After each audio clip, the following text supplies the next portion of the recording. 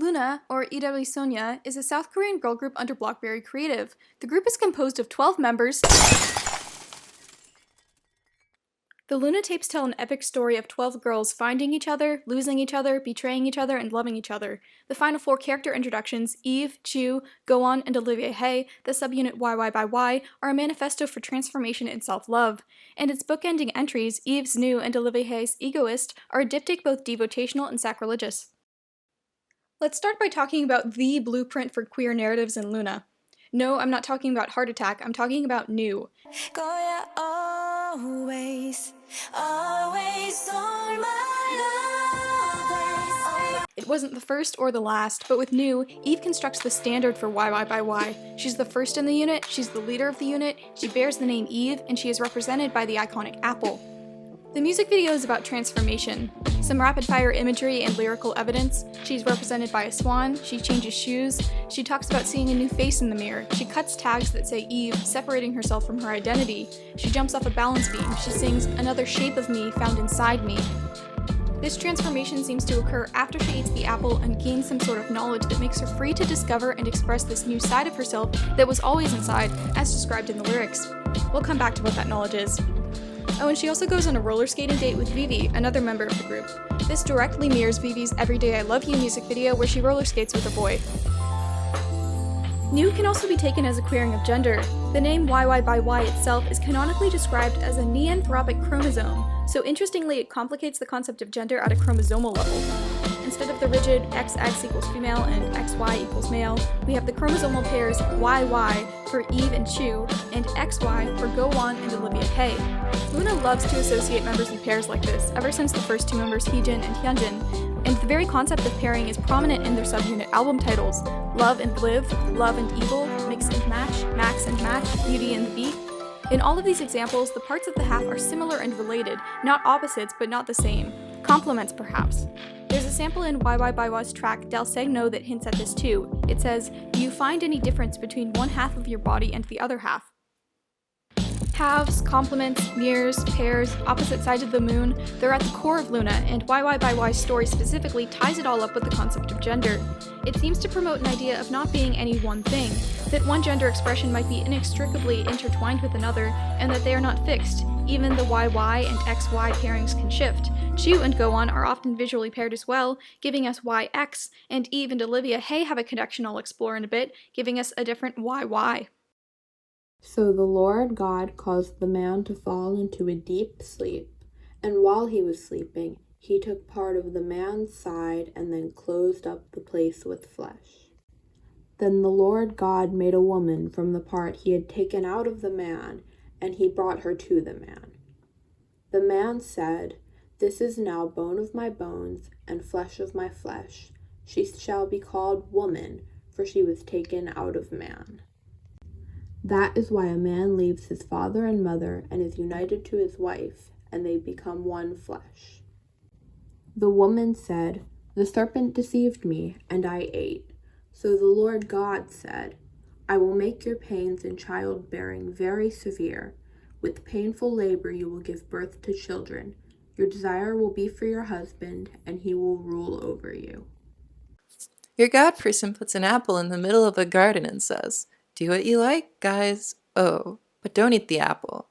And surprise, surprise, they eat it, and he leaps out from behind a bush shouting, "Gotcha!" It wouldn't have made any difference if they hadn't eaten it. And why not? Because if you're dealing with somebody who has the sort of mentality which likes leaving hats on the pavement with bricks under them, you know perfectly well they won't give up. They'll get you in the end. The story goes a little differently with LOONA. Mainly, Adam is kind of absent from the story. The 4 YY members are more Eve archetypes than Adam. Other than just being girls, they're all alone when they eat their fruits. Though Eve herself is probably the Evist Eve figure. The other main difference is the implication of more agency. Rather than being tricked by the serpent and cast out, the YY girls were aware of the consequences and chose to break the rules. In Eve's New, the description says, Eve asks a question in Eden. Is it really a bad thing to disobey God? If someone has already decided our fate, wouldn't it be a better life to stand up and against that fate? There's also the description of a man and wife, a pairing of 2 people as one flesh, and we know LOONA loves a mixed-up pair. Aristophanes' description of love in Plato's Symposium also is this kind of idea of two people being one person who is separated. LOONA too has suggested multiple people being literally one body or one self, most specifically in this clip of Egoist, where all 4 YY by Y members stand in the same place one by one, and in 1, where Olivia looks into a mirror to see the other 3. There are also constant lyrical references to LOONA members being each other. You are me, I am you, etc. But what does that mean for YY by Y? Suppose that YY by Y's fruits of knowledge contain the knowledge that they are from the same self, the knowledge of the Mobius time loop, the knowledge that they can be many things, that they have been, that they can express themselves differently, that they have done this all before, that they have forgotten themselves. That knowledge is shared through love, through the bite of an apple, a strawberry, a pineapple, a pomegranate, through a kiss. It's seeing one another and thinking, we are the same, and I can be like that. It's selfishness and it's empathy, because if you're the same person, then those are the same concept. If you are one and the same, then romantic love and self-love are the same concept. And as in the biblical narrative, that knowledge comes with a price. In a way, the knowledge is the price, the knowledge that they are in a loop, that they are doomed to repeat their mistakes, forget themselves, and live their regrets once more.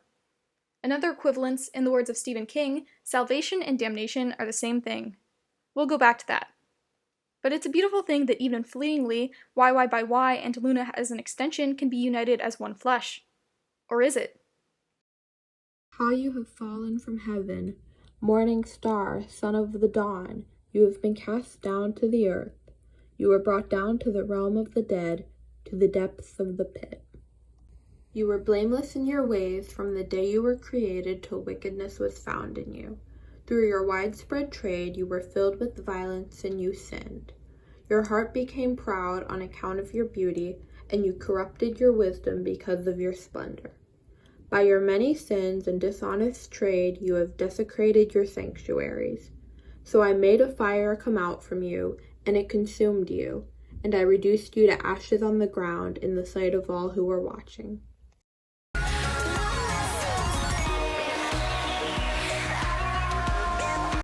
I said before that YY by Y was essentially 4 Eve figures, but what if Eve isn't only the first Eve, but the only, and the other 3 are Adam figures?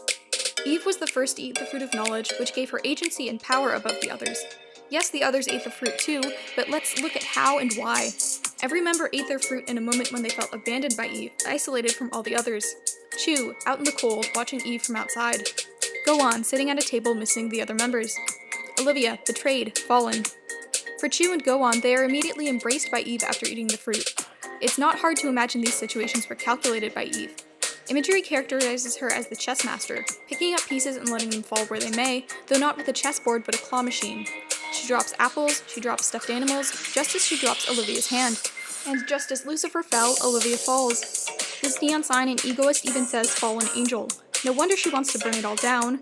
Eve perches on city buildings like ivory towers, Olivia claws her way up to the rooftop. Eve controls the claw machine, Olivia is trapped inside its machinery. Eve sings about a flower blooming like sweet seduction. Olivia sings that all the petals of the flowers that bloomed in my heart fall. Olivia sings that she will love herself today.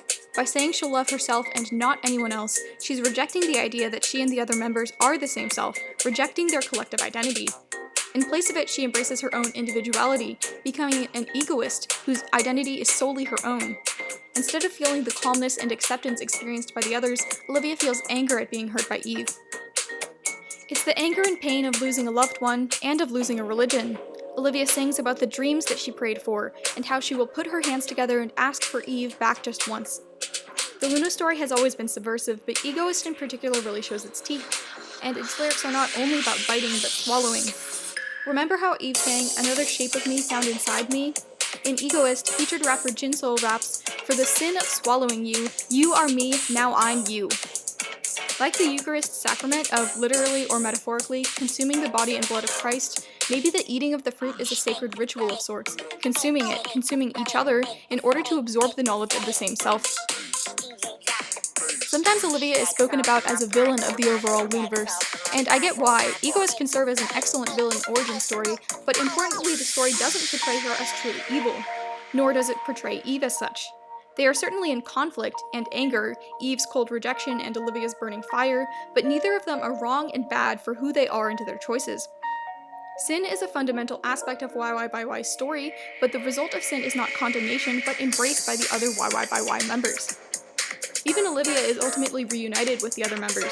In Hi Hi, Olivia leaps off the diving board to meet Eve, an act of trust implying both that Olivia has forgiven Eve and Eve has forgiven Olivia. I'd like to see more in the Loonaverse to expand on what led up to this important moment. Even after Olivia was so deeply hurt and after she rejected the beliefs of Eve, they found a way to reconcile and accept one another.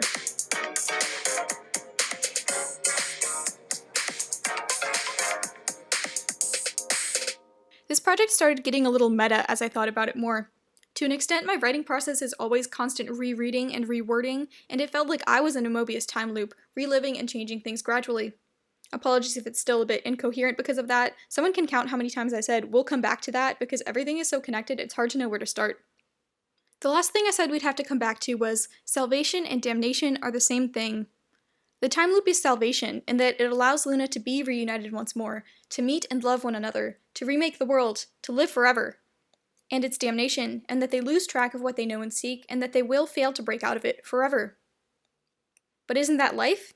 Isn't that what we all go through? Failing, learning, forgetting, relearning, getting worse, getting better, retracing our steps, coming back to things, questioning who we are.